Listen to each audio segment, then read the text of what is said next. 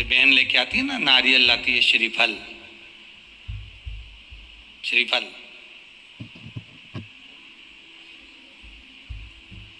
गोला नहीं, नारियल का सूखा गोला नहीं, क्या लाती है? श्रीफल।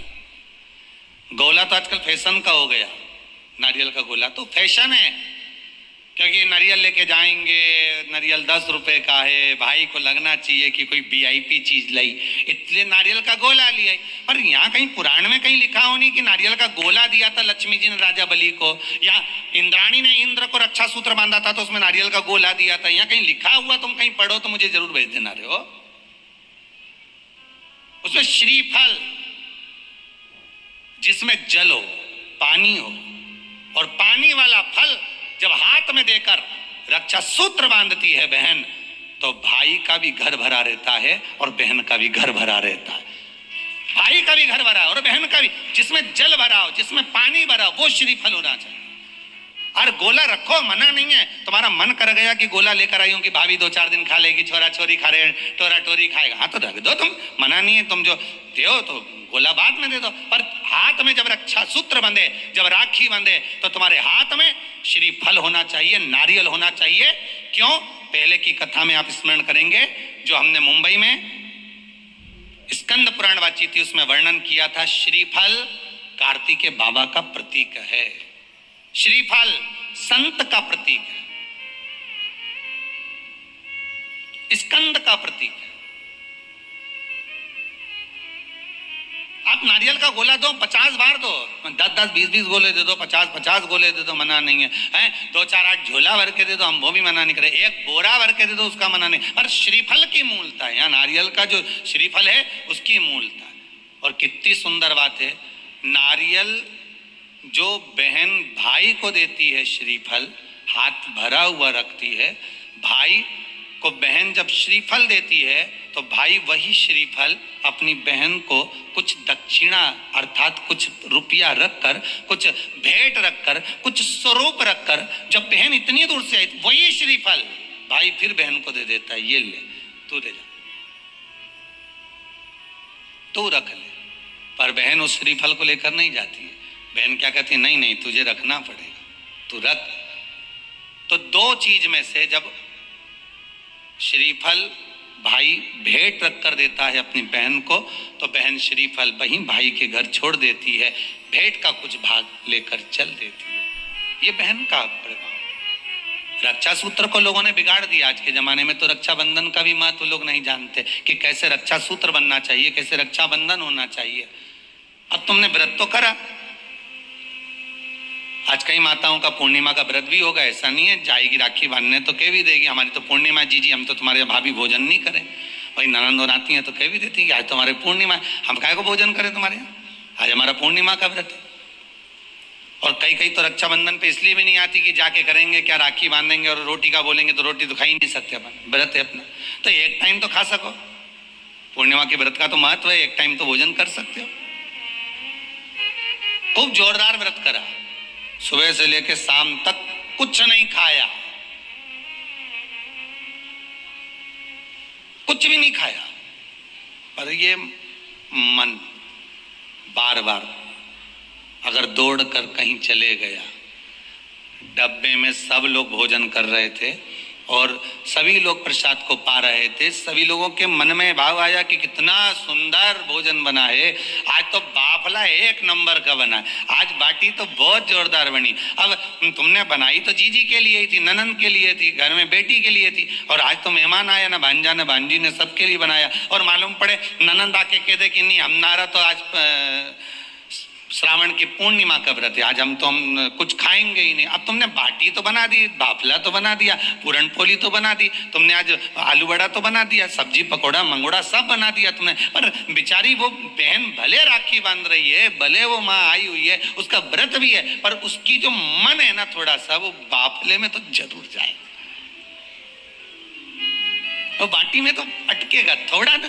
अब आई और माँ भी कह रही है, बार बार मम्मी कह रही है, बार बार माता जी कह रही है, अरे बेटा ले ले, एक व्रत छोड़ दे, ले ले थोड़ा, या तू एक टाइम खा लेती यहीं।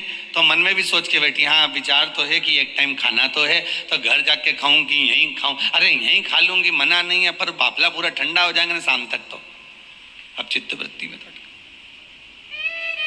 अब बापला ने, बाटी ने, मंगोड़ा ने, आलू बड़ा ने सब अटका हुआ है। वो हृदय चित्त में राखी जरूर बांध रही है, पेड़ा भी खिला रही है, सब कुछ आरती भी उतार रही है, सब कुछ करे, पर चित्तवृत्ति तो वहीं अटकी है ना उसकी। वो एक गीत है ना, वो पहले शादी में चलता था कि सारी की सारी तैयारी रह जाती, मानो उनका एहसान कि यमराज को ना कह दी।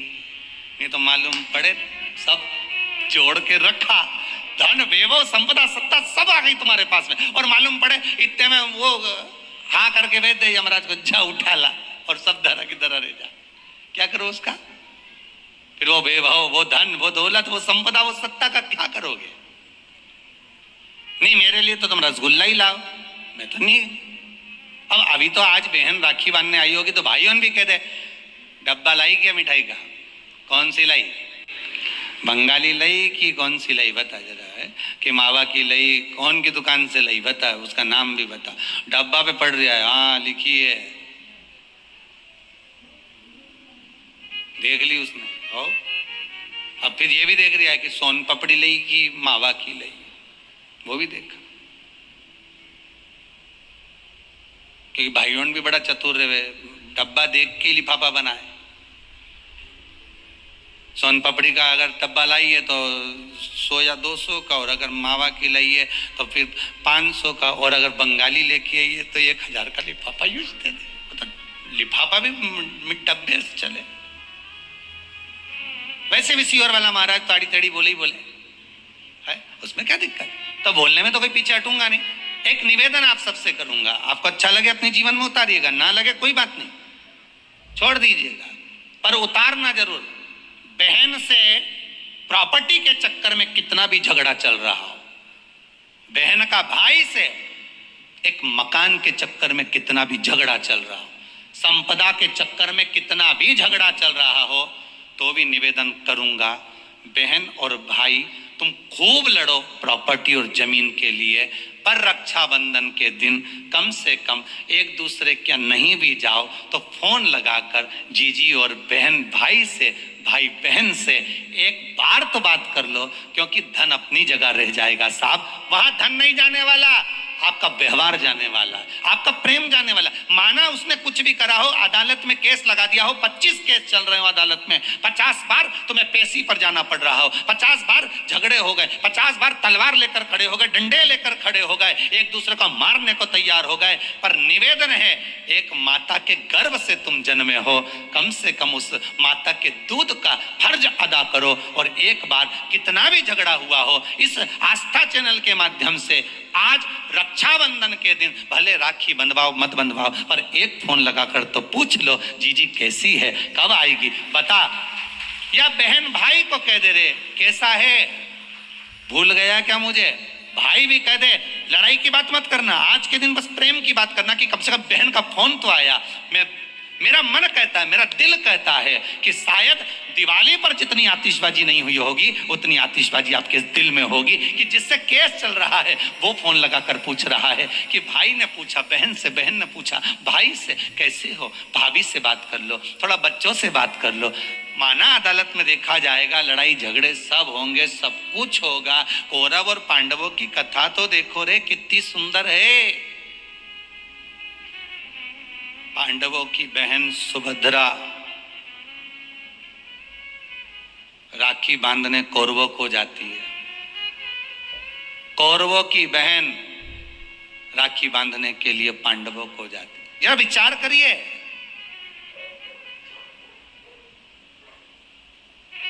क्या युद्ध के मैदान में लड़े नहीं, क्या युद्ध के मैदान में मरे नहीं? युद्ध अपनी जगह पर है, लड़ाई अपनी जगह पर है, पर एक त्योहार की त्योहार कम से कम आज बूढ़ी सी बूढ़ी भी माँ होती है ना, तो रक्षाबंधन पर तो उसको भी मायके की याद आती है। सब क्यों नहीं जाती वो? क्योंकि ये घर कौन देखे, बहुवन सब चली गई तो उसको तो देखना है ना। बूढ़ी से बूढ़ी भी माँ हो ना, तो उसको भी याद आती है मायके की। वो बहू से कह देती है ले लिफाफे में थोड़ी सी 2 राखी रख दे और मारा दोना भाई उनके लिए कोरियर कर दे। 5 दिन 8 दिन पहले से कह रही है भेज दी क्या बेटा, भेज दी क्या बेटा। हाँ मम्मी भेज दी है। वो पहुंच जाए उसमें एक पत्र लिख के डाल दे कि बंधवा लेना, हो थारी बुआ ने भेजी है, बंधवा लेना, तेरी बहन ने भेजी है। और दोनों के मन में ये बात भी नहीं आना चाहिए जब फोन लगाएं तो कि समझौते के लिए लगाया होगा या धन के लिए लगाया होगा। ये भी मन में भाव मत लेकर आना, वो तो इसलिए लगाया है कि सीवर वाला महाराज बोला है। और टालना मत ही, तुम तो अभी कथा चलते चलते में कर लो रे, कई दिक्कत नहीं, कथा अपनी चलती रहेगी। तुम तो एक बार फोन लगा के बोल दो जीजी कैसी है बस, और जीजी बोल दे भाई कैसा। जिसके यहाँ झगड़ा हो प्रेम, बस एक बार फोन लगा के बस कथा होती रहेगी। ये तो चलेगी 2 बजे से 5 बजे तक, तुम इसकी चिंता मत करो। तुम तो लगा लो, आज अपन त्योहार ही मना ले आज अच्छा से, तुम तो लगाई। पूरी दुनिया की सबसे बड़ी राखी वही बनती है उज्जैन के महाकाल को। पूरी दुनिया की सबसे बड़ी राखी उज्जैन के महाकाल को ही बनती है। और कैसी थी माता छिप्रिया, जरा उठा के चरित्र तो देखो छिप्रिया माता का। क्या करती थी, भाभी भोजन बना के रखती, नंदी को खिला के चली जाती। पार्वती जी भोजन बनाती और ननंद आती और बना हुआ भोजन उठाए सारा, जैसे ही भाभी गई बाहर बर्तन मांजने और छिप्रिया ने उठाया भोजन नंदी को खिला दिया, ले नंदी जल्दी से। और नंदी नहीं दिखे तो भृंगी तू खा ले, श्रृंगी तू खा ले। अच्छा चतुर भी इतने थे ये नंदी भृंगी श्रृंगी कि खाने के बाद डब्बा कम मांझ के रख देते तो पता ही नहीं चलता था भोजन करके।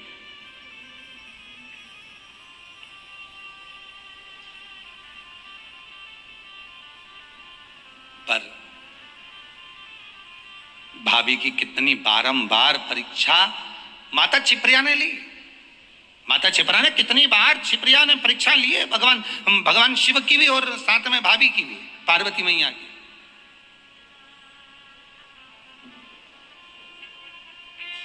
कितनी परीक्षा। और उसके बाद जब दूषण नाम के राक्षस के साथ युद्ध हुआ भगवान शंकर का, और शिव जी ने कह दिया कि दूषण नाम के राक्षस का संहार करना है, पर इसके रक्त से जो दूषण और उत्पन्न हो जाएंगे इनको मारने के लिए, इसके रक्त को धोने के लिए मेरी बहन छिप्रिया को बुलाई है। तो छिप्रिया को क्यों, आखिर छिप्रिया को किस लिए बुलाया जाए? अगर रक्त को धोना है तो गंगा को बुला लो, नर्मदा जी को बुला लो, सरयू जी को बुला लो, मंदाकिनी को बुला लो, जमुना को बुला लो, सरस्वती को बुला लो, ये छिप्रिया को क्यों? शंकर जी कहते हैं सारी नदियों ने तप करा, सारी नदियों ने तप करा और भगवान से वर मांगा। यमुना जी ने वर मांगा कि ठाकुर इस भूमंडल पर रहूं, आपके चरणारविंद की रज मिलती रहे। गंगा ने वर मांगा मेरा नाम आपके नाम के साथ जुड़ा रहे। मंदाकिनी ने वर मांगा मुझे राघव के चरण मिले। सरयू जी ने वर मांगा मुझे राम जी के चरणारविंद मिले। राम अगर अपने प्राणों को भी त्यागे तो मेरे जल में ही त्यागे, ये सरयू जी ने मांगा। पर केवल एक नदी ऐसी है, नर्मदा जी ने भी मांगा मेरा कंकर संकर बन जाए। केवल एक नदी ऐसी है जिस नदी ने 33 कोटि देवताओं से कुछ नहीं मांगा, और वह नदी नहीं शंकर जी की बहन। शंकर जी क्या मांगते तुमसे? भोलेनाथ जी ने कभी तुमसे कुछ मांगा कि मेरे यहाँ 1 किलो मिठाई का डब्बा लेके आओ रे? शंकर जी कभी बोले कि मेरे यहाँ तुम ये लेके आना, ने सोना लाना, ने चांदी लाना, ने अंबारी लाना, ना ये लाना? शंकर जी तो कहे तुम आ जाओ, 1 लोटा पानी हो तो चढ़ा जाओ, दूध हो तो दूध, दही हो तो दही, नहीं मिले तो बेलपत्र, बेलपत्र भी नहीं ला सको तो मेरी उठा के मुझ पे चढ़ा दो, और इतना भी नहीं ला सकते तो 3 बार ताली बजा दो। ये भी नहीं कर सकते तो शिखर का दर्शन कर लो, ये भी नहीं कर सकते तो मंदिर के सामने से निकल जाओ। बस इतना तो कर सकते हो, नहीं गाड़ी ली भुड़ भुड़ करे देखता हुआ निकल जाए, बस उतने में समझ जाए बहुत है। नियम अगर धारण करा है तो कुछ ना कुछ तो मिला। एक कथा पढ़ने में आई थी कि एक व्यक्ति जो खेत जाया करता था, अपना काम किया करता था, एक बार किसी गुरुजी ने कह दिया कोई नियम ले ले, तो उसने कहा कौन सा नियम लो? अरे कुछ नियम ले ले या व्रत कर ले। तो क्या व्रत तो मेरे से बने नहीं, काम इतना खेत में रहे, कोई व्रत बने? तो एक व्रत ऐसा धारण कर ले कि नियम ले ले कोई ऐसा कि भगवान का दर्शन करूंगा, ये करूंगा, वो करूंगा, गंगा का स्नान करूंगा, कोई तो नियम ले। उसने कहा अच्छा एक नियम ले लूं। तो क्या हाँ कौन सा? तो क्या मेरे पास में एक कुमार रहता, बिल्कुल घर लगा लगा है, उसका मुंडा देख लूं सुबह सवेरे, बस एक बार दिन भर में 24 घंटे में एक बार देख लूंगा, नियम पूरा। हाँ ये नियम ले ले, पर उसके बाद ही तो भोजन करेगा।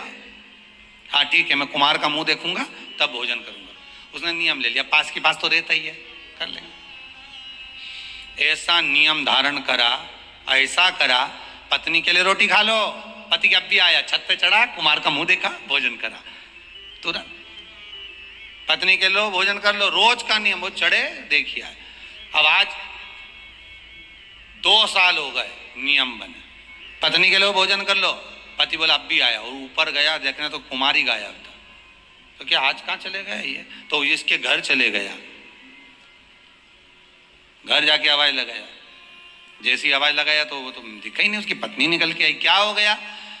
पति कहाँ है तुम्हारा? क्या वो तो मिट्टी लेने गए।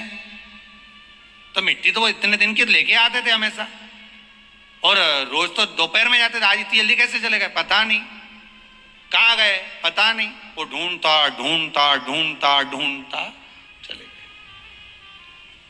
सीधे वन में, जहां पर वो मिट्टी खोद रहा था, और कुमार जहां मिट्टी निकाल रहा था, ये वहीं पहुंचा। जैसे कुमार ने फिर मिट्टी को खोदा, उसके अंदर से एक सोने का हंडा निकला। हंडा जैसे ही निकला, कुमार खुश हो गया, ये गया, और जाते से ही इसने इसका मुंह देखा कुम्हार का।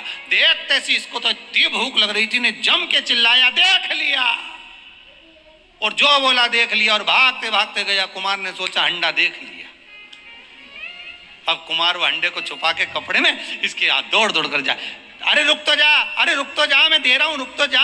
तो के देख लिया और के दे रहा हूं, रुक तो जा करते करते कुमार के यहाँ से दौड़ दौड़ता कुमार इसके पीछे, और ये अपने घर में गया। पत्नी से कहा जल्दी रोटी दे, और ये जीमने के लिए बैठा। कुमार आया, भाई देख आधा तू रख ले, आधा मैं रख लूं, पर किसी से मत कहना। इसने कहा क्या आधा आधा करना? ये मेरे को जो सोने का अंडा मिला ना, तूने तो क्या देख लिया, आधा सोना इसको मिल गया, आधा उसको मिल गया। वो व्यक्ति खेत पर जो काम करने वाला था, वो गुरुजी के पास गया, गुरुदेव आपने कहा था एक नियम बना लो, अगर वो नियम भी अगर तुमने बना लिया तो भगवान कहीं से भी दे देता है। देता जरूर है, पर नियम तो बनाओ, कोई एक नियम तो धारण करो। एक नियम बनाओगे ना तो भगवान दे देगा, पक्का है। इस कहानी को एक बार चंडीगढ़ में बोला था, तो वहां पर एक माता जी उठ के बोली अगर हम झगड़े का नियम बना ले तो हमने कहा ये बनाने की जरूरत क्या है झगड़े का नियम, ये तो बना बनाया है रोज का ही, प्रतिदिन का ही। अब इसको बना के क्या करोगे? है इसको बनाओगे भी तो क्या करोगे? कितना सुंदर संवाद है। आज रक्षाबंधन पर छिपरिया का चरित्र बहुत ध्यान से सुनना। उज्जैनी जाओ ना तो महाकाल की नगरी में, तो छिपरा का दर्शन कर कर आया करो। उज्जैन महाकाल की नगरी में जब जाओ तो माता छिपरा का दर्शन करो कि ऐसी बहन नहीं मिलेगी जिसने अपने भाई से कभी कुछ नहीं मांगा, और उल्टा अपने भाई के लिए जब देख लिया कि दूषण नाम के राक्षस ने 84 रूप रख लिए हैं, तो क्या करूं मैं, करूं क्या? शंकर भगवान के सामने खड़ी हुई छिपरिया कहती है मुझे आने में देरी हो गई भैया, तो चिंता मत कर, मैं तुझे 84 टुकड़े में काट देती हूं। अपना जल का रूप रखा, 84 टुकड़े में माता छिपरिया ने अपने भाई भगवान शिव को बांट दिया। शंकर जी 84 महादेव हो गए। पूरी दुनिया में केवल एक उज्जैनी ऐसी है जहां पर 84 महादेव हैं। पूरी दुनिया में केवल एक भूमि उज्जैनी नगरी, महाकाल की नगरी ऐसी है जहां पर 84 महादेव विराजमान है, और वह भी माता छिपरा की देन। छिपरिया मैं तेरे को 84 रूप दे देती हूं भैया, 84 रूप देती हूं तेरे को, तो चिंता मत कर, जा और जाकर दूषण नाम के राक्षस का संहार करो प्रभु। भगवान शिव ने 84 रूप रखे और दूषण नाम के राक्षस का संहार करा। ये बहन होती है जो भाई से कुछ मांगती नहीं है। बहन तो कहती है मुझे क्या चाहिए, तुम दे भी दोगे साड़ी तो क्या करूंगे, मेरे पास तो पहले से बहुत सारी पड़ी है, क्या करना है भैया, भाभी रहने दो, बस व्यवहार अच्छा रखो, प्रेम अच्छा रखो, वाणी अच्छी रखो, मीठा बोलो, अच्छे से बोलो, बस इतना चाहिए और कुछ भी नहीं चाहिए, मुझे और कुछ नहीं चाहिए। भाई को लगे बहन इतनी पैसे वाली है, पति इतना कमा रहा है और भतीजों के लिए जरा सा सामान नहीं लाई, थोड़ा सा सामान लेकर आ जाना था अपने भतीजा भतीजी के लिए। तो भाइयों से निवेदन है, बहन से ये आशा मत रखो कि भतीजों के लिए कुछ लेकर आए, आशा ये रखो कि बहन हमारे दरवाजे पर आ जाए। पहले भी कहा, फिर कहते हैं, गाय बेटी, बहन बेटियां, गौ माता और संत ब्राह्मण। संत ब्राह्मण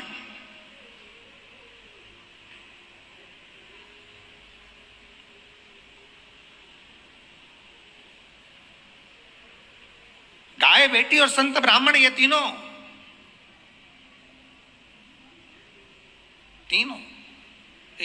का बड़ा बड़ा महत्व। और ये तीनों राखी से जुड़े हुए हैं, तीनों रक्षाबंधन से जुड़े हुए महाराज जी।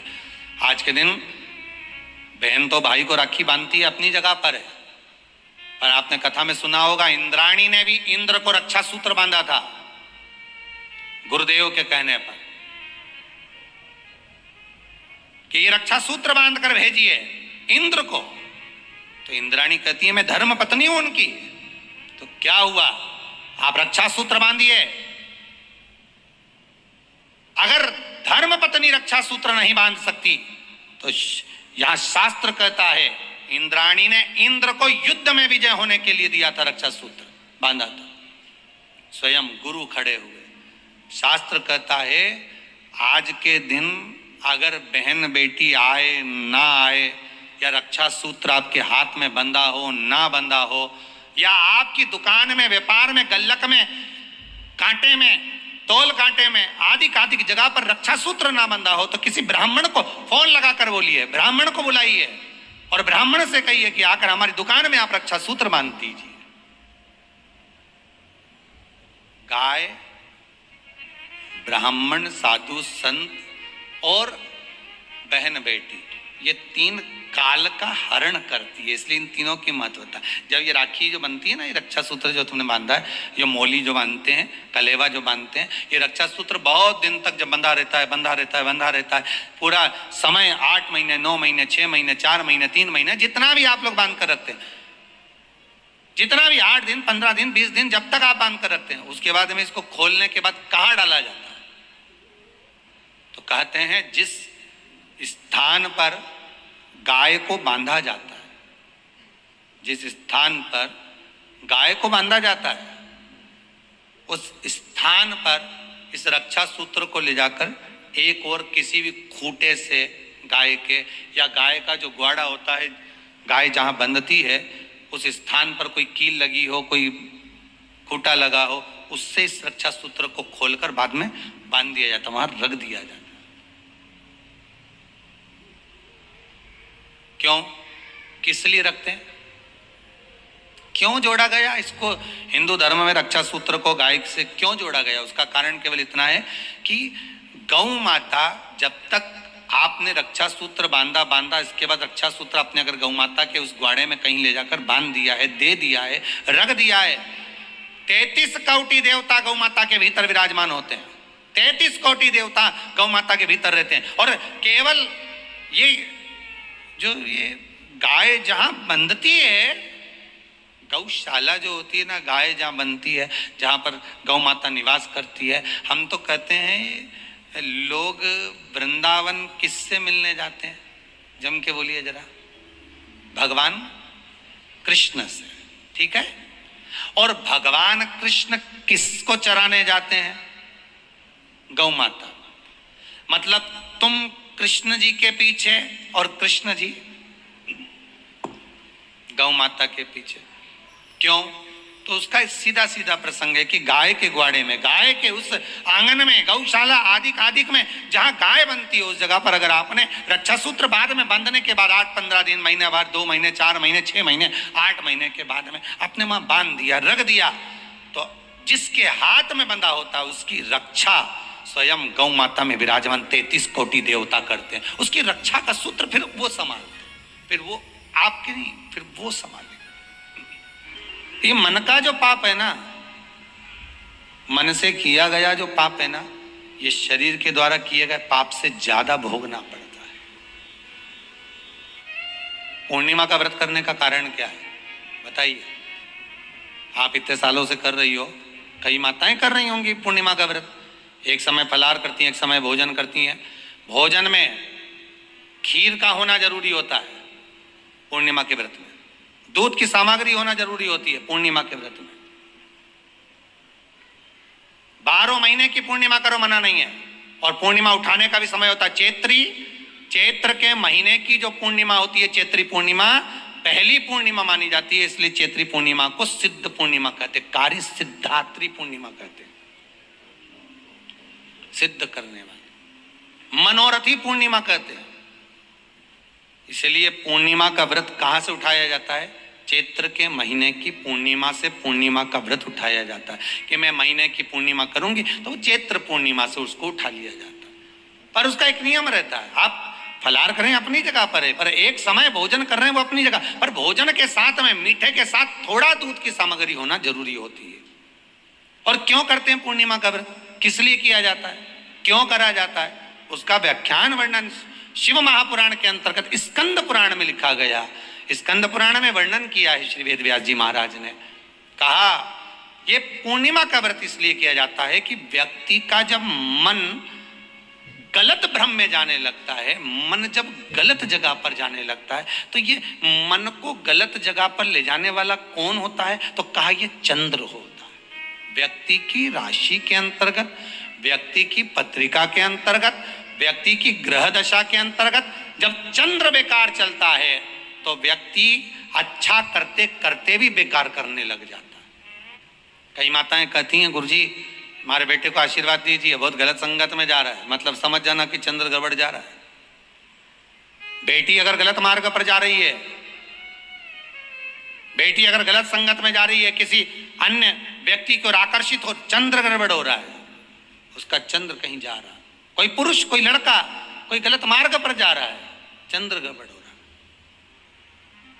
कि पूर्णिमा को सत्यनारायण की कथा करने का बोला है, पूर्णिमा को सत्यनारायण की कथा का क्यों बोला? वैसे तो रोज कराओ सत्यनारायण जी की कथा, प्रतिदिन कराओ, मना नहीं है। आप क्या कोई विशेष फंक्शन है आप सत्यनारायण जी की कथा करवा, पर पूर्णिमा संक्रांति को, और संक्रांति को पूर्णिमा को सत्यनारायण की कथा का स्मरण क्यों करवाया गया? क्योंकि पूर्णिमा के दिन अगर ये भगवान का व्रत रख लेगी, पूर्णिमा के दिन अगर ये खीर का प्रसाद बना लेगी, थोड़ा सा दूध की कोई सामग्री बना लेगी और भगवान को भोग लगा देगी, भले सत्यनारायण भगवान के भाव से बनाए, भले सत्यनारायण जी के निमित्तार्थ बना, पर अगर इसने सत्यनारायण भगवान के निमित्त से बना, पर पूर्णिमा के दिन अगर ये व्रत रखेगी, उपास रखेगी या कोई सामग्री बनाकर भगवान की पूजन कर लेगी, तो इसके घर में जो अशांति है वो शांति में बदल जाएगी। इसलिए कई घरों में आज भी सत्यनारायण भगवान की पूजन हर पूर्णिमा को करती है। माता किताब लेके बैठ जाती है, तुरंत उन्हें ऑफिस जाना, कहीं काम पे जाना, और तुरंत उसने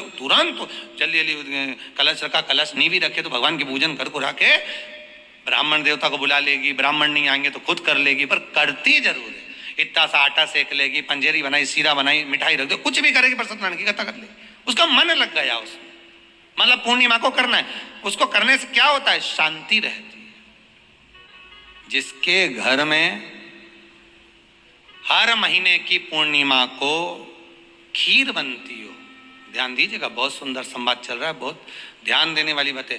प्रत्येक महीने की पूर्णिमा को जिसके घर में दूध की सामग्री बनती हो, दूध की सामग्री तैयार होती हो, खीर प्रसाद तैयार होता हो, उसके घर में कभी क्लेश नहीं हो सकता। चाहे सास बहू एक दूसरे के सामने वो कहे ना, वो सांप और नेवले की लड़ाई क्यों ना, फिर भी शांति हो जाती है।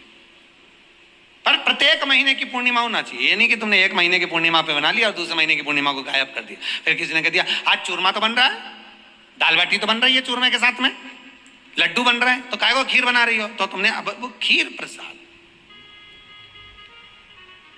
जैसे प्रदोष व्रत का जो उद्यापन होता है, प्रदोष के व्रत का जो उद्यापन होता है, उसमें सबसे मूल क्या है प्रदोष व्रत के उद्यापन में?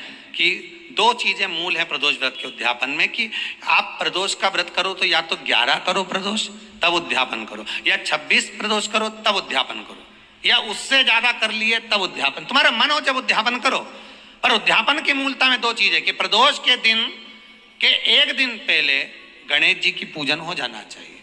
उद्यापन की जो पूजन होती है वो पहले गणेश जी की पूजन एक दिन पहले हो प्रदोष के, और प्रदोष वाले दिन फिर हवन यज्ञ पूजन करा। और हवन में क्या चीज जरूरी है? खीर बनाकर 108 बार शंकर जी की नाम की पार्वती के साथ की आहुति देना जरूरी है। खीर की महत्वता है। जिस व्यक्ति को रात्रि में, जैसे ही रात हो या दिन हो, भोजन करने के 15 मिनट के बाद ही नींद की झपकी आ जाए, समझ लेना चंद्र कमजोर पड़ गया, चंद्र गड़बड़ हो गया। बहुत ध्यान सुनिएगा जरा। पूर्णिमा का व्रत किसके लिए, वो भी ध्यान से दीजिए। शायद आपने कभी सुना ना सुना, पर अच्छे से सुन लोगे ना ये व्रत कथा। भोजन के बाद जब नशे जैसा माहौल हो जाए, आपको बिल्कुल कोई छेड़े ही नहीं, सोई नींद आएगी, जब लग जाए कि अब तो 2 क्षण सोना ही पड़ेगा, नेत्र कितना ही जगाओ तो भी नहीं माने, फिर तो बिन पिए नशा हो जाता है, जो बोले भोले गाता। तो ये जब चंद्र अपना प्रभाव दिखाता है तो भोजन के बाद आपको डुबा देता है। ठीक है, कहीं कहीं आपने सुना होगा कि 14 और पूर्णिमा पे कहीं गया होगा इसलिए ऐसा हो गया। बोले सुना है कि नहीं सुना? 14 पूर्णिमा पे कहीं गया होगा या 14 पूर्णिमा पे कहीं गई होगी तो ऐसा हो गया। क्यों कहते हैं, उसका कारण क्या है? आखिर बात 14 पूर्णिमा को क्यों लोगों ने बदनाम कर दिया कि 14 पूर्णिमा पे कहीं गई होगी तो बाल खोल के गई होगी, या ऐसा करा होगा तो वैसा करा होगा तो ऐसा हो गया, या ये चीज इसके साथ में ऐसा हो गया, या एक्सीडेंट हो गया, या ये चीज। कारण क्या होता है? क्यों पूर्णिमा और अमावस्या के समय पर ही ज्यादा एक्सीडेंट के योग बनते हैं? क्यों पूर्णिमा अमावस्या के अंतर्गत ही ज्यादा कष्ट के योग बनते हैं, बीमारी को पनपने के? कारण क्या होता है? उसका क्रम क्या है? कारण क्या है? उसका एक कारण है आपके चंद्र की महत्वता घट जाना। जब चंद्र की महत्वता घटती है तब जाकर शरीर में कहीं ना कहीं रोग की मात्रा बढ़ जाती है। रोग अपना प्रभाव चंद्र के कारण दिखाना प्रारंभ, पर मन में बेचैनी नहीं हो, बेचैनी रहे, नींद नहीं आ रही है, कुछ मन में ऐसा लग रहा है कि कुछ होने वाला है, मन में स्थिरता नहीं आ रही, समझ लेना कि चंद्र गड़बड़ हो गया है। अब इस चंद्र को साधना है तो शिव तत्व में जाना पड़ेगा। फिर कुछ मत करिए, पूर्णिमा का व्रत चालू कर दीजिए। घर में 50 लोगों का परिवार है, 15 लोगों का परिवार है, 20 लोगों का परिवार है, और परिवार में से अगर एक पुरुष या एक स्त्री कोई भी पूर्णिमा का व्रत करता है तो पूरे परिवार के लोगों का चंद्र संवर जाता है, पूरे परिवार के लोगों का चंद्र सुधर जाता है। पूर्णिमा के व्रत का इतना प्रभाव शास्त्र कर रहा है, स्कंद पुराण कर रही है। पर व्रत कब से लेना है पूर्णिमा का? चैत्र की पूर्णिमा से। ठीक है, नहीं तो तुमने सोचा इतना महत्व सुना है पूर्णिमा के व्रत का तो मैं तो आज से नहीं खाऊंगा छूंगी, आज से ले। तो ये हर कोई सब तुम्हारा मर्जी पड़े, तुम तो आधी रात को उठ के भोजन करने लगो तो ये कहीं वर्णन नहीं। तुम तो आधी रात के नहा लो तो ये कोई महत्व? तो हर चीज का एक समय होता है कि इतनी बजे उठना, इतनी बजे मंजन करना, ऐसा करना, भोजन करना, ये समय पर फलाहार करना, ये समय पर ये, तो ये सब चीज का एक समय होता है, हर चीज का एक समय। अब कथा तुम दिन में सुन लो, शाम के सुन लो, अब आधी रात को तुमको कोई उठा के 1 बजे रात के उठ, भेरू उठ जा, कथा सुन ले, तो भेरू उठेगा? और आधी रात को भेरू उठ भी गया ना तो तुम्हें भेर भी बना देगा।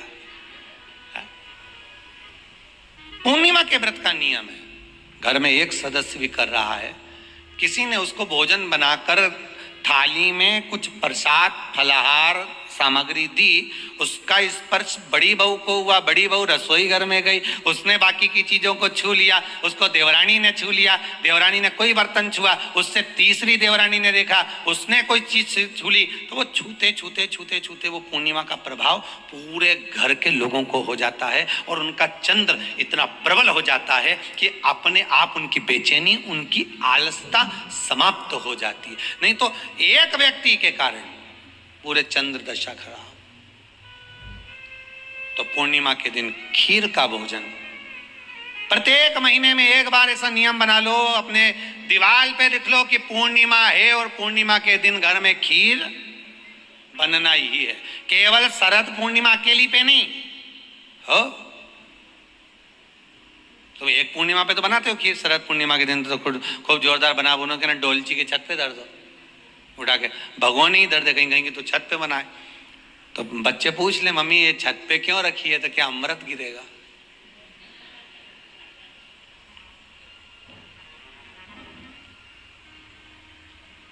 अब बोलो जम के जरा, क्या गिरेगा?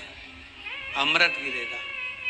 अच्छा, अब शिव महापुराण की कथा स्कंद पुराण तो कहती है, पूर्णिमा के महत्व को जो दर्शाया जाता है कि शरद पूर्णिमा के दिन चंद्र में से अमृत तत्व गिरता है, गिरता है। पर कब गिरता है? अरे जम के तो बोलो, जब उस खीर का ढक्कन हटा हुआ, केवल खीर का नहीं अपना भी ढक्कन हटाओ, तभी तो अमृत गिरेगा। अब दिमाग में तो ढक्कन बंद है, खीर रख दी छत पे, भगवान मन में सोच रहे कि देवताओं को अमृत कब मिला था? जब उन्होंने मेरा नाम पुकारा था। केवल खीर बना के नहीं धरी थी कि छत पे खीर धर दो और अमृत आ जाएगा, नहीं नहीं, खीर के पास बैठकर थोड़ी देर बैठकर हरे राम कहो सीताराम कहो, सीताराम कहो राजा राम का कुछ भजन तो गाओ। और तुमने तो नीचे से बना के छोरा के दे दी, धरिया ऊपर छत पे, और छत पे ले जाके खीर धर दी और खीर रखी तो मम्मी ने क्या ढक्कन लगा के रखना, बिल्ली खा जाएगी। तो उसने ढक्कन केवल खीर में नहीं लगाया, अपनी बुद्धि में भी लगा लिया। अरे स्कंद पुराण की कथा कहती है जब पूर्णिमा के दिन तुम खीर बना रहे हो, अगर शरद पूर्णिमा के दिन खीर बना रहे हो तो प्रयास करना कि थोड़ी देर बैठकर राम नाम, कृष्ण नाम, शिव नाम, भगवान की भक्ति का 2-5 भजन तो हो जाए। अब दिमाग में लगा ढक्कन, खीर में भी लगा दो ढक्कन, अमृत कहां से झड़ेगा? भगवान भी सोचे, ना राम नाम लीनो तूने भरी जवानी में, तू डूब के मर जा रे चुल्लू भर पानी में। अब भगवत भजन करे नहीं और क्या कि अमृत झड़ेगा? भगवान के कहीं नहीं झड़े, फालतू की बात। राम नाम बोलती तो अमृत झड़ता, कृष्ण नाम बोलती तो अमृत झड़ता, भगवान का भजन करती तो अमृत झड़ता। इसलिए शरद पूर्णिमा पे मंदिरों में जो खीर बनती है ना, तुम्हारे घर की खीर और मंदिर की खीर के मिला के देखना जरा, दोनों में स्वाद किस में आए, जरा मिला के देखना। मंदिर की खीर में स्वाद आ जाए, क्यों? वहां भाइयों बैठ के खूब भजन गाए, तांबा का हंडा में तातो दरो पानी नीनाए भोला नवा के रंग। अब दिन रात के जो भजन गाने पिली ने 9 बजे से लेकर 12 बजे रात तक खूब गाया, वो भजन का जो अमृत था वो खीर में मिल गया, खीर में मिला तो स्वाद आ गया। अब तुम तो गाए ही नहीं तो डब्बा में कहीं खाक स्वाद आए। अब रात्रि को छोरा से क्या, जा खीर उठाना नीचे, जो खीर लेके आया ने खा के देखी तो ये खीर तो फटी गई, अब खीर ही फट गई। छोरा से 2 धर के दिया, कर तो ढाक के नहीं आया, नहीं ढाक के आया, तो इसमें तो मैंने वो चिरौंजी डाली थी, दाग चिरौंजी, पर ये बिजली का कीड़ा होने कहां से, और डाली थी दाग चिरौंजी, आ गए हम। उस समय पे बिजली का कीड़ा बहुत चले शरद पूर्णिमा के टाइम पे, काला वाला, और एक ही आ जाए नहीं तो पूरा इलायची का स्वाद ले जाए। अब डाली थी दाग चिरौंजी, आ गया वो कीड़ा भी तो। राम। अब छोरा को कूट रही, अब उसको कूटने से क्या हो? ये तो उसी में का हाल नहीं हो गया। एक बच्चा घर आ गया दौड़ के, माता जी ने पूछा क्यों तू वापिस घर क्यों आ गया? स्कूल नहीं जा सकता था? स्कूल में बैठने का कहा था ना तेरे को, क्लास में बैठने का कहा था तेरे को, तो घर में क्या कर रहा है कि नहीं जाना मेरे को स्कूल? तो क्यों नहीं जाना?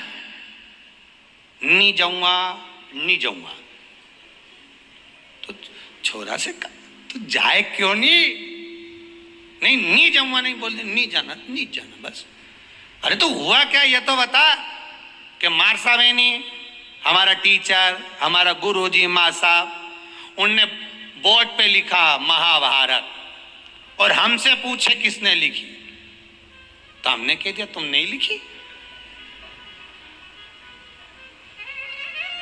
तो उन्होंने हमको खूब मारा, तो अब स्कूल नहीं जाऊंगा। जब मार साहब खुद लिख रिया है, इतना बच्चा के सामने लिखा, बोर्ड पे लिखा महाभारत, और हमसे पूछा किसने लिखी महाभारत, तो हमने कह दिया तुम नहीं लिखी।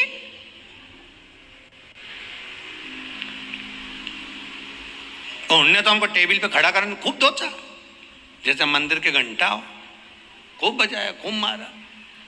इसलिए अब नहीं जाऊंगा स्कूल। इतने में माँ ने हाथ पैर जोड़े, वो महाभारत किसने लिखी थी ये पूछा था, तो हम वही तो बोल रहे हैं माँ साहब ने लिखी थी। हम कौन से अलग बात बोल रहे हैं? हम भी तो बोल रहे हैं कि टीचर ने लिखी, माँ साहब ने लिखी। तू नहीं सुधरेगा कभी जिंदगी में। हम तुमसे इतना सा पूछ रहे हैं, महाभारत किसने लिखी? माँ साहब ने लिखी, टीचर ने लिखी। और देखो मम्मी, भाई सुन ले, आई तू भी सुन ले, अब बार बार महाभारत की मत पूछना मेरे से। एक बार बोल दी मैंने उनने लिखी, उनने लिखी, उनने लिखी, अब बार बार मत पूछना। पिताजी आ गए दुकान से, खेत से, क्यों रे छोरा आज तू स्कूल नहीं गया? गया था। तो फिर बस सन ने कुम मारा, तुम भग आया। क्यों भग के आया? ऐसा क्या कर दिया तूने? मार साहब खुद लिखे, बोर्ड पे लिख दी महाभारत, और मुझसे पूछ रहे महाभारत किसने लिखी। मैंने भी कह दिया तुम नहीं लिखी, तो मार साहब ने कुम मारा, मैं अब नहीं जाऊंगा। तो पिताजी बोले रे मूर्ख, तुझे बता देना तो महाभारत किसने, तो वही तो बताया कि माँ साहब ने लिखी। पिताजी भी क्या बोलेगा? हम भी इसी भ्रम में महाराज, हम सोचे कि हम बस खीर में अमृत झड़ेगा। भगवान के जब झड़े जब राम बोले, अमृत जब झड़े जब कृष्ण बोले, अमृत जब झड़े जब भगवान का भजन होवे। केवल खीर बना के डब्बा को छत पे रखने से अमृत नहीं झड़ता। भगवान के भजन के साथ अमृत तत्व की जो प्राप्ति होती है, तो वो आनंद ही दूसरा हो। स्वाद मेरा निवेदन है, अगर तुम्हारे घर में अशांति ज्यादा होती है, क्लेश बड़ा ज्यादा होता है, आप पूर्णिमा का व्रत करें ना करें, पर पूर्णिमा को खीर प्रसाद घर में अवश्य बना देख लो बना के। नहीं तो ना तो सियोर वाला महाराज तुम्हारे यहाँ खाने आ रहा है, नहीं तो खीर तो अपने घर में ही है। कोई महाराज तो नहीं आएगा खाने के लिए कि सियोर वाला महाराज को तुम खीर का डब्बा पहुंचा दो कि हर महीने की पूर्णिमा को तुम्हें ही खाना है, तुम्हें ही बनाना है। इतनी सी बना लो, पर बनाओ, देखो कि घर में शांति होती कि नहीं होती। बनाकर जाने में क्या जा रहा है? नहीं तो खीर तो है ही सरी, अगर शांति नहीं हुई तो खीर तो है, खा ही लेंगे। पर बना के देखने में कुछ जा रहा है क्या? बनाओ।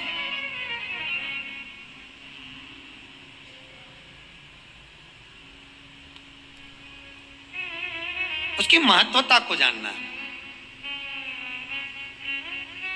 ये जो हवन में, यज्ञ में खीर की जो आहुतियां छूटती हैं, ये इसका महत्व बहुत है महाराज। आप समझें ना समझें वो आपकी जगह पर आपके यहाँ जब विद्वान ब्राह्मण, कोई विद्वान ब्राह्मण आपके यहाँ जब यज्ञ कराने आए, हवन कराने आए, वास्तु पूजन कराने आए, जब माता रानी का हवन किसी भी रूप का यज्ञ कराने के लिए आए और वो खीर की आहुतियां जब छुड़वाए, तो आप पूछना कि खीर की आहुति का फल कितना, प्रताप फल कितना। पूरे यज्ञ में वो खीर की आहुतियां लक्ष्मी के लिए जो दी जाती है, वो लक्ष्मी की वृद्धि कर देती।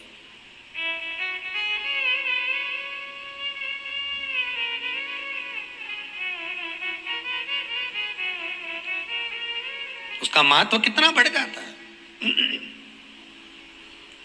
उसका महत्व कितना प्रबल हो जाता है। खीर क्या होती है, बनाइए। पूर्णिमा के व्रत का महत्व चंद्र से, और जिसके यहाँ क्लेश हो, कोई व्यक्ति मीठा बोलकर आपसे स्नेहवश प्रेम बढ़ाकर, स्नेह बढ़ाकर, आपसे प्रेम वात्सल्यता करुणा स्नेह बढ़ाकर जब आपसे कुछ धन लेकर चले गया हो, और अब आप उससे मांग रहे हो, आप उससे लेना चाहते हो और फोन कर रहे हो, मिलने जा रहे हो कि मेरा पैसा दे दे भैया, और वो प्रेम खत्म कर चुका है, स्नेह खत्म कर चुका है, धन नहीं दे रहा, वहां पर भी ये पूर्णिमा का व्रत काम करता है।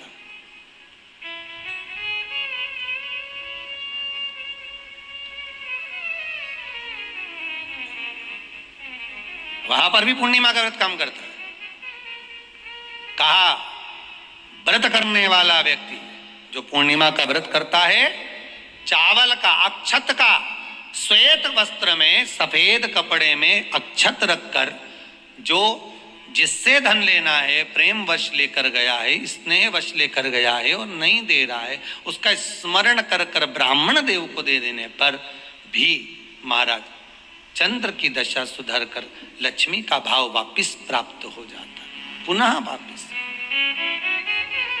हो जाए। एक कथा आती है ना, एक चंदन का व्यापारी चंदन बेचने के लिए आया, राजा के महल में आ गया। राजा के महल में आकर कहा महाराज चंदन ले लो। राजा सोच में पड़ गया। थोड़ी देर तक सोच में पड़ने के बाद राजा ने अपने मंत्रियों से कहा ले जाओ इसको जेल में डाल दो जो चंदन बेचने आया है। मुनि मंत्री की चित्तवृत्ति में पड़ा, ये राजा कभी किसी को जेल में नहीं डालता, पहली बार चंदन बेचने वाला आया और इसको जेल में डाल रहा। आखिर ये चंदन बेचने वाले ने गलती क्या करी है? राजा ने दूतों को बुलाया, लिया इसको पकड़ के जेल में डालो। उसको जेल में ले जाकर पटक दिया।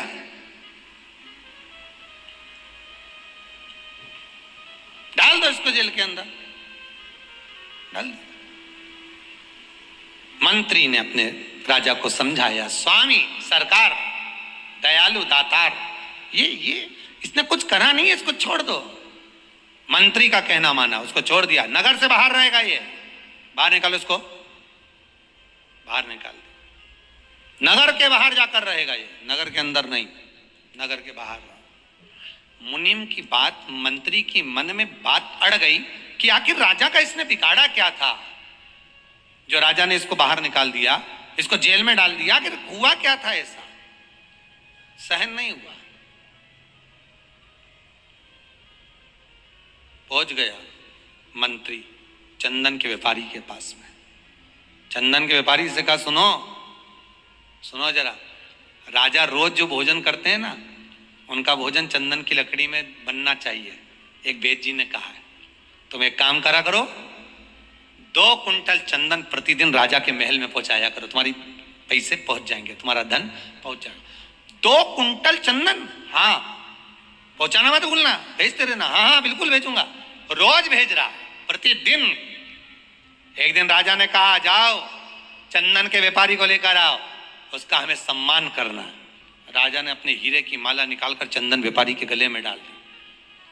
मंत्री की फिर बुद्धि फिर गई, समझ में नहीं आया ये हो क्या रहा। एक बार जेल में डाल दिया, दूसरी बार माला डाल दी। आखिर हुआ क्या? चंदन व्यापारी के पास में मंत्री ने जाकर पूछा कि पहली बार जब तू आया था तो राजा ने तुझे जेल में डाल दिया था, तू क्या सोचकर आया था, बता दे, सत्य बताना। तो उसने कहा, बात ऐसी है, जब मैंने राजा को देखा, देखकर मन में सोचा कि मेरे पास में इतना सारा चंदन रखा है, बिक नहीं रहा, अगर ये राजा मर जाए या इसमें आग लगेगी, मरने के बाद इसकी अर्थी जलेगी, चिता जलेगी, तो मेरा पूरा चंदन बिक जाएगा। गलत सोचा था तो वो बोला नहीं गया, पर मन से सोच लिया था, इसलिए मन वाले को मिल भी गया।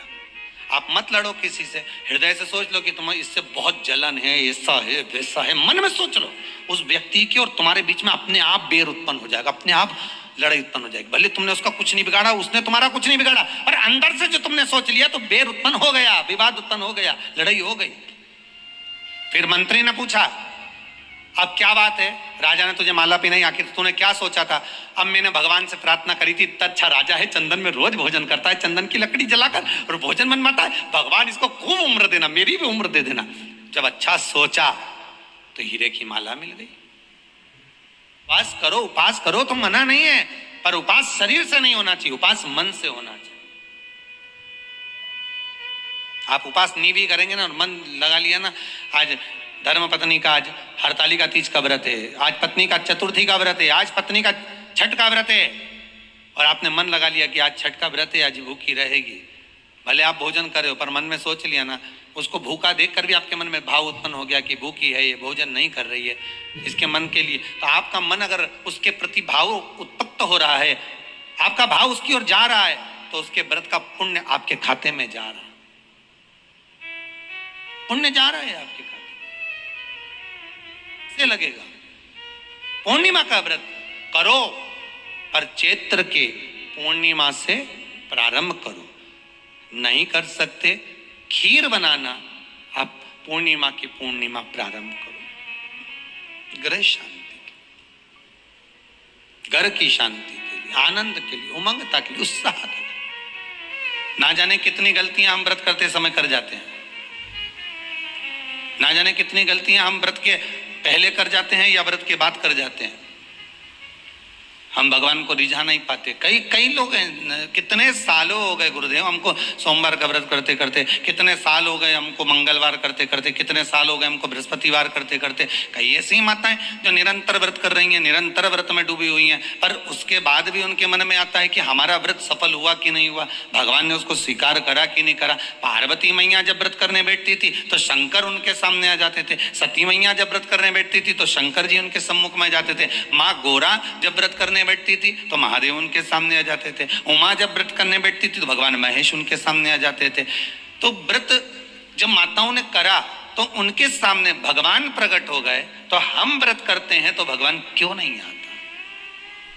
आप आए नहीं और सुबह हो गई, मेरी पूजा की थाली धरी की धरी रह गई। आखिर कारण क्या है? क्या कारण हो सकता है?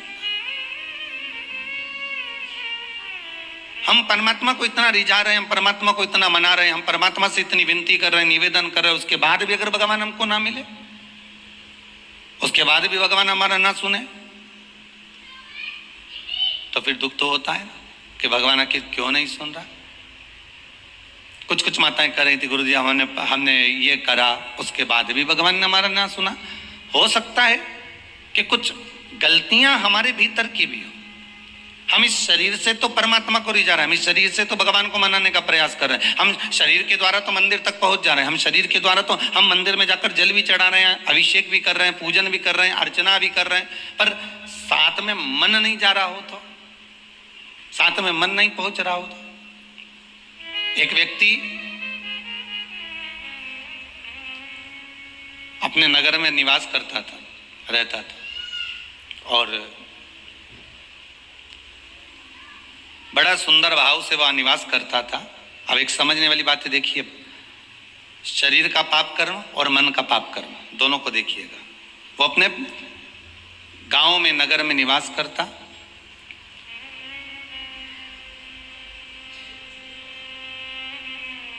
उसने जिंदगी में कभी कोई चींटी नहीं मारी, उसने अपने जीवन में कभी किसी का मन नहीं दुखाया, उसने अपनी जिंदगी में कभी किसी का धन नहीं खाया, उसने अपने जीवन काल में कभी किसी से असत्य नहीं बोला, उसने संपूर्ण जीवन काल में ना असत्य बोला, ना झूठ बोला, ना कपट करा, ना बेईमानी करी, ना प्रपंच करा, ना छल करा, ना कुछ बेकार कर्म करा, कुछ भी नहीं करा। इसके बाद भी वो जब प्राणों को त्याग कर गया तो नरक भोगना पड़ा। दृष्टांत सागर का यह बड़ा सुंदर चरित्र है महाराज। भगवंत के मन में अर्थात भक्त के मन में भी कोई प्रश्न आता है तो वो भी पूछ लेता कारण क्या है। तो देवऋषि नारद ने पूछा कि ये कारण बताओ कि इसने ना कभी चोरी करी, ना कभी कपट करा, ना कभी बेईमानी करी, ना कभी प्रपंच करा, ना कभी किसी को धोखा दिया, ना किसी का धन खाया, ना किसी का वैभव खाया, ना कभी मुख से अपशब्द कहा, फिर आखिर बात क्या है कि इसको इतने सारे नरक क्यों भोगना पड़ रहे हैं? 94 नरकों में से कम 50 नरक में तुमने इसको डाल दिया। तो देवऋषि नारद ने पूछ लिया चित्रगुप्त महाराज से, धर्मराज से, ये बताओ कि इसने ये कुछ करा है क्या? तो क्या कुछ भी नहीं करा। इसने अपनी स्त्री को हाथ उठाया क्या? नहीं। इसने अपने बच्चों से कुछ कहा क्या? नहीं। बच्चों ने इसको कुछ कहा क्या? नहीं। इसने अपने माता पिता की सेवा नहीं करी क्या? करी। सब कुछ करा इसने। फिर नरक किस लिए दिया गया? नरक का कारण क्या है? क्यों नरक भेजा जा रहा है? व्रत शिव महापुराण का सबसे पहला सूत्र आज आप अच्छे से समझ लेना तो आपको पूरी व्रत की महत्वता समझ में आ जाएगी कि हम व्रत करते हैं और भगवान सुनता क्यों नहीं है। बस इस सूत्र को पकड़ लीजिए। दृष्टांत सागर का ये चरित्र अगर आपके जीवन में बैठ गया तो बाकी की शिव पुराण पूरी आपको समझ में आ जाएगी कि व्रत की मूलता क्या है।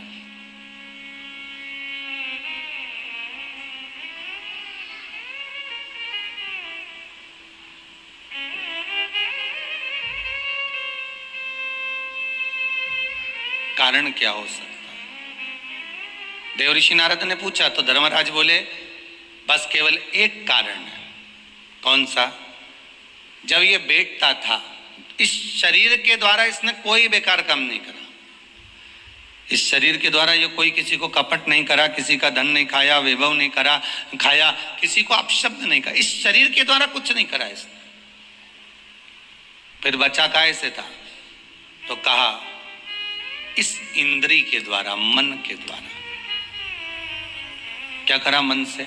तो क्या मन के द्वारा ये जहां बैठता था वहां मन में सोच लेता था कि ये कितना बेकार व्यक्ति है, इसने इसके साथ तो ऐसा हो जाना चाहिए, इसके यहाँ कितना वैभव इकट्ठा हो गया, इतना धन एकत्रित हो गया होगा तो ये धन का करेगा क्या, इसके यहाँ तो ऐसा होना चाहिए कि डाका डल जाना चाहिए। इसने विचार करा। फिर विचार आया कि बताओ कितनी सुंदर स्त्री है, कितनी सुंदर नारी है,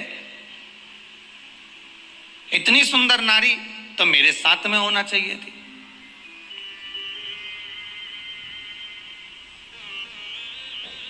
इसकी कितनी प्रॉपर्टी है, कितना वैभव है इसके पास में, कितना धन है इसके पास में।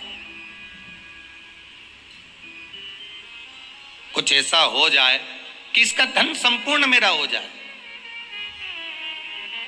इसका पूरा वैभव इतना जितना इसका धन है ये सारा के सारा मेरा हो जाए। अब बोलो शरीर से कुछ कर रहा है क्या वो? जितने आस्था पर सुन रहे हो, जितने फेसबुक यूट्यूब पर सुन रहे हो, दिल से बोलना, उसने शरीर से कुछ करा? नहीं। शरीर से कोई चोरी करी? नहीं। शरीर से किसी को मारा? नहीं। किसी का धन खाया? नहीं। पर कर क्या रहा है? मन से उसके जो विकार उत्पन्न हो रहे हैं, मन से जो विचार उत्पन्न हो रहे हैं, मन से वो जो गलत सोच रहा है, मन से जो उसके विचार धारणा चल रही, मन चित्तवृत्ति से जो गलत विचार उसकी दृष्टि में आ रहा है, बस वो गलत उसको नरक की ओर ले जा रहा। अर्थात शास्त्र कहता है कि इस मन को, इस चित्त को, इस वृत्ति को ले जाओ भगवान के चरणों की ओर, इस मन को ले जाओ भगवान की ओर। केवल शरीर का व्रत नहीं होना चाहिए। अगर केवल शरीर का व्रत कर रहे हो ना तो किसी काम का नहीं। आप भले जीवन भर सोमवार का व्रत करते रहो, आप जीवन भर प्रदोष का व्रत करो, जीवन भर एकादशी करो, जीवन भर द्वादशी करो, त्रयोदशी करो, तुम्हारी मर्जी पड़े जो व्रत करो, सोमवार मंगल बुध गुरु शुक्र शनि सारे करो, पर तन से कर रहे हो तो कोई मतलब का नहीं। कई लोग ऐसे भारी भारी व्रत करते हैं, शरीर को कष्ट देते हैं। किसको कष्ट दे रहा है? शरीर को। पर हमारा शिव महापुराण तो कहता है कि शरीर को कष्ट देकर आत्मा सुखी रह सकती है क्या? अरे बोलिए तो जम के नहीं। बेटा बेटी बहू पोता पोती जमाई ये जितने भी है ना, अगर कोई बीमार पड़ जाए, किसी को कष्ट हो जाए, किसी को कोई बीमारी लग जाए, कोई तकलीफ हो जाए, तो घर की माँ सुखी रह सकती है क्या? नहीं। माता को तो दुख हो जाएगा, मेरा बेटा, मेरी बहू, मेरी बेटी, मेरा जमाई, मेरा पोती पोता, मेरा नाती पंती, मेरा भांजा, ये माँ दुखी हो जाएगी। ये मन आत्मा, ये मन जो है ना, ये माँ ही है। वल्लभ कुल की एकादशी करो, भले बकरी जैसे चरो, पर एकादशी करो। बार बार क्यों कहते हैं इस बात के लिए कि आप ज्यादा भूखे रहकर और बहुत शरीर को कष्ट देकर, मालूम पड़े शुगर और बीपी ऊंचा नीचा हो जाए और तुम हॉस्पिटल में पड़ी रहो, तो फिर उस व्रत का कोई मूल तत्व रहेगा क्या? नहीं। आत्मा का व्रत मूल है, मन का व्रत मूल है।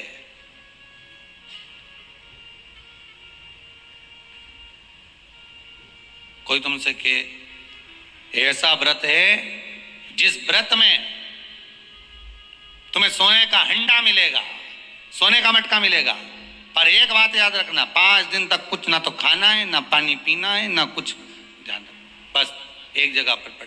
अब ऐसा हंडा पाकर भी क्या करो कि सोने का हंडा तो घर में आए और तुम ऊपर जाओ। अब ऐसा हंडा पाकर भी क्या करोगे? अब मालूम पड़े सोने का हंडा तो आ गया घर के अंदर और तुम चल दिए ऊपर। अब क्या ऊपर से आओगे नीचे खर्च करने के लिए सोने का अंडा का माल? नहीं चाहिए। प्रथम सुख निरोगी काया, द्वितीय सुख घर में माया। ये दूसरे नंबर पर आती है माया। दूसरे नंबर पर आता है धन, संपदा, सत्ता, वैभव, ये दूसरे नंबर पर है। तो कहते हैं ना, मनुष्य कर्म करने में तो मनमानी कर सकता है। मनमानी आप कर्म करने में कर सकते हो, मैं तो ये करके रहूंगा, जाओ क्या कर लोगे, क्या बिगाड़ लोगे मेरा? आप अपना कर्म करने में तो मनमानी कर सकते हो, पर उस कर्म का भोग भोगने में मनमानी कर सकते हो क्या? नहीं। वो तो फिर जो लिख दिया है उसको तो भोगना पड़ेगा। जो कर्म का फल मिल रहा है उसको तो भोगना है, उसमें कोई मनमानी नहीं है भाई। आप यहाँ चॉइस ला सकते हो कि मेरे को ये खाना है, मेरे को ये पहनना है, मुझे ये करना है, पर ऊपर जाने के बाद कोई चॉइस चलेगी क्या? नहीं, मैं तो एसी का रूम में ही सोऊंगा, बेकुंठ में ही सोऊंगा, नहीं जाना मुझे नरक। मैं झगड़ा करके बता दे जा।